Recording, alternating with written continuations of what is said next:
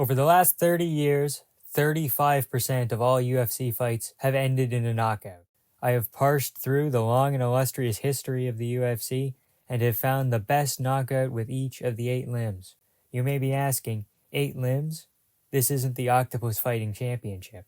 Muay Thai fanboys are yelling at their screen right now. Muay Thai sees knees and elbows as different limbs than legs and arms. They're also a really big part of the sport, and I didn't want to leave them out. Each KO is judged based on technique, impact, and meaning. With all that being said, let's get into it with the left leg.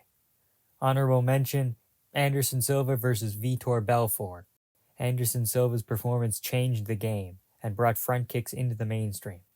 He beat TRT Vitor at the height of his powers, but he was a very heavy favorite to do so.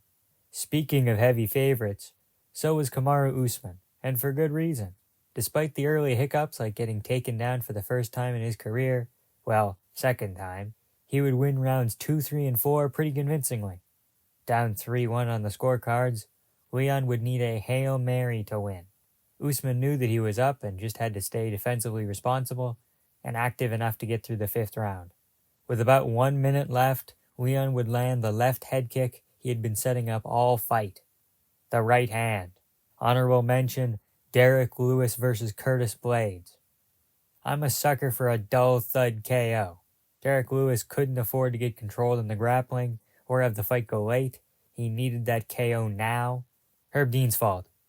Kamaru Usman versus Jorge Masvidal 1 was a snooze fest. You took one of the most unpredictable fighters in the sport and placed him up against a fighter with a reputation for being boring. And then you expected Masvidal to pull another rabbit out of his ass. But at least the short notice nature meant that you could get a second pay-per-view headlined by Masvidal. UFC 261 was the first event with fans in a whole year. The rabid Florida fans were into everything. This was Usman's chance to prove that the Colby fight wasn't just an outlier and that he could be a finisher. A pretty lackluster first round, so Masvidal needed to cool off. I'm sure this won't be an issue. Oh, never mind. It's the same shot that knocked Masvidal out 13 years prior, and it made for one of the best photos of the year. The right elbow. Honorable mention, Calvin Kattar versus Jeremy Stephens. Hardest hitting what? Hardest hitting who? Ty steps into range, puts everything into the elbow, and comes up big. For all of his in-cage faults, the one thing that you can't say about Yair Rodriguez is that he isn't creative. In a fight where his usual crazy kicks and spinning techniques weren't quite working, and his opponent, the Korean Zombie, was 1 second away from a decisive victory, El Pantera reached deep into his toolbox for this one. A one-of-a-kind, blind elbow to clinch the fight. We haven't seen anything like this since. The left knee. Honorable mention, Ismail Bonfim versus Terrence McKinney. I, like many, cannot resist a good crack. Based on sound alone, you'd think that we were at a Yankees game. When Alex Pereira first arrived in the UFC, guys like Joe Rogan had been talking about this guy for years. Despite some trouble in the regional scene, Alex Pereira was impressive enough to get a shot in the UFC, debuting as the featured prelim for the biggest card of the year. In the first round, our early fears seemed to be true. This guy couldn't wrestle. Andreas Michailidis isn't the most impressive fighter in the world, and he's controlling him on the ground and against the fence for large swaths of the first round. Alex stayed composed, took a breath, and as Michailidis was just getting back into his rhythm, Pereira leapt into the air with the grace of a gazelle and landed a pinpoint scissor knee. This would be the blueprint for the whole of Alex Pereira's career, pauses in the action, followed by KOs out of nowhere. The right leg. Honorable mention, Joaquin Buckley versus Impa Kasanganay. My mom has never watched a single UFC fight. She has seen this kick. This was a cultural moment. Tony Ferguson has a legendary chin. 23 fights, and he's been officially knocked down 5 times. But about 3 of those were just off balances. He has absorbed 1,160 total strikes from some guys with some serious power. Barboza, Lee, Pettis, Gaethje, Oliveira, but no one could put this guy out. Michael Chandler says, "Hold my beer." I've said it before and I'll say it again, that front kick would have put out a horse. For me, that was one of the main talking points going into the fight. If Chandler doesn't get a sub, how does his cardio hold up over 3 high-paced rounds? Because he isn't knocking out Tony Ferguson. Boy, was I wrong. The left elbow. Honorable mention, Dong Yong Kim versus John Hathaway. The first ever spinning elbow knockout, an often forgettable moment in MMA history. Real ones know how legit Dong Yong Kim was. But in my opinion, he was outdone by another spinning elbow. The samurai lifestyle is not easy to maintain. There is so much self-discipline involved, it's crazy. Yuri Prohaska lives that life, and he reaps the rewards.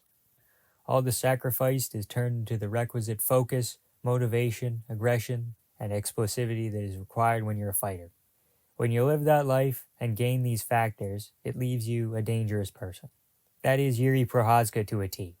You put him in front of an opponent who isn't worthy, and he turns them into a heavy bag.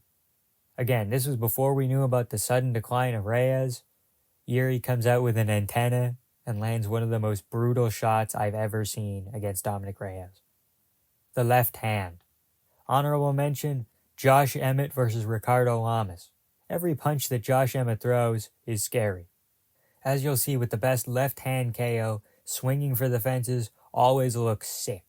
If I asked you to picture a man who personifies power, odds are you're thinking about Francis Ngannou right now. 5 fights, 5 finishes, looking to make it 6. Overeem came in with a very specific game plan. Shoot takedowns and try to work in the clinch. Yeah, about that.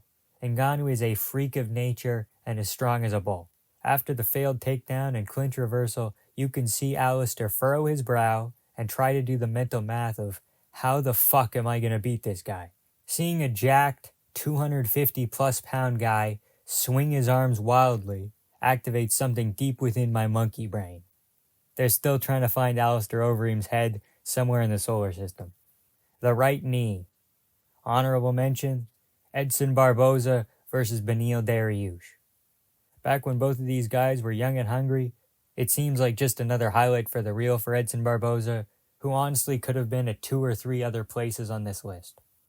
Jorge Masvidal versus Ben Askren is the knockout.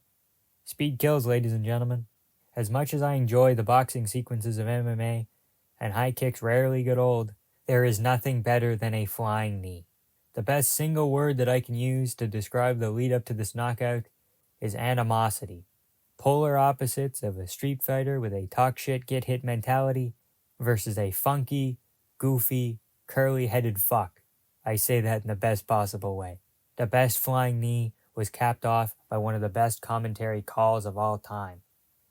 If you have any changes that you'd make to the list, comment them down below.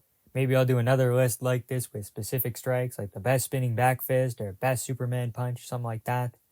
Like and subscribe for more MMA content. Thanks for watching, and have a good time.